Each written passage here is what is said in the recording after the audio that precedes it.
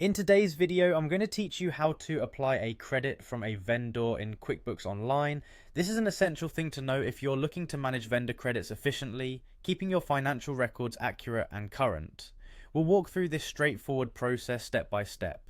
To get started, you'll first want to sign in to your QuickBooks Online account. Simply navigate to the QuickBooks Online sign-in page and enter your credentials. If you don't already have an account, take a moment to create one, ensuring that your business's financial data stays organized in one convenient location. Once you're signed in, head over to the toolbar and click on the New button. This will open up a list of transaction types that you can enter into QuickBooks. From this list, you'll want to select Vendor Credit, which will direct you to the specific page for entering the details of your credit. The next step is to add the vendor who has issued the credit.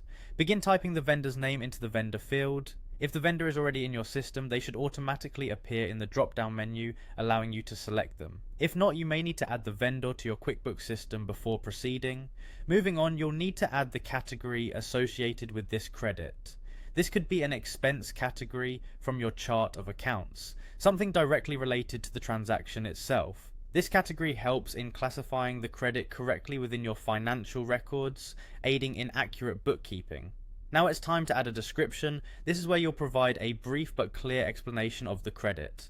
Descriptions are particularly useful if you need to look back at this transaction in the future, offering a quick understanding of the transaction details. After you've added the description, input the amount of the credit. Make sure that the number you enter accurately reflects the credit amount provided by the vendor. This step is crucial for ensuring that your account balances are correct and reflect the most current financial position. Additionally, add the customer if the credit is specifically meant for a particular customer's account. This inclusion helps to keep track of customer-specific financial activities and credits efficiently. Finally, once you've ensured all the information is correct, click on Save and Close.